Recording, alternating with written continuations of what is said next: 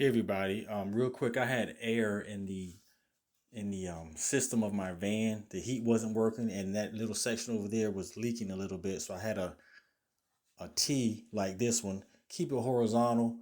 I just took away the heater hose that goes into the engine, and I got some connectors, and I clamped it down.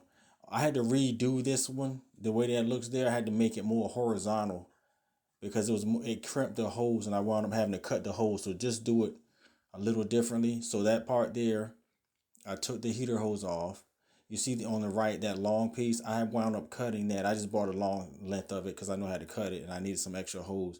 So at any rate, that right there is the section that goes into the engine. This is running from the top of the water pump.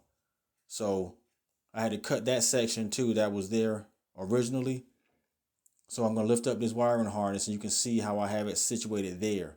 And then on the top, I put another small piece going vertically, and I can put the funnel in. That's how I bled the air out of the system, because it was difficult using the bleeder screws. The air wasn't escaping and the heat wasn't working. So I did it this way, and I poured coolant in, and I just let the vehicle run for a few minutes, and you can see the bubbles coming up. Turn the vehicle off, and the air is going to still keep coming out. Then I did it again, ran it for a few minutes, cut it off, and let the bubbles come out. And that's how I wound up doing it. And it worked for me. This may work on other vehicles, not necessarily a van all the time, but I use it for my van. I got good results. So just get you a copper T or a plastic one.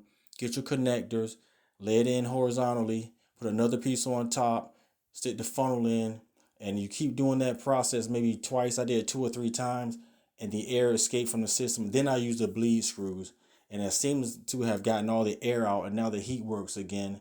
So I think that was the problem. Thanks for watching. Like and subscribe. Be blessed.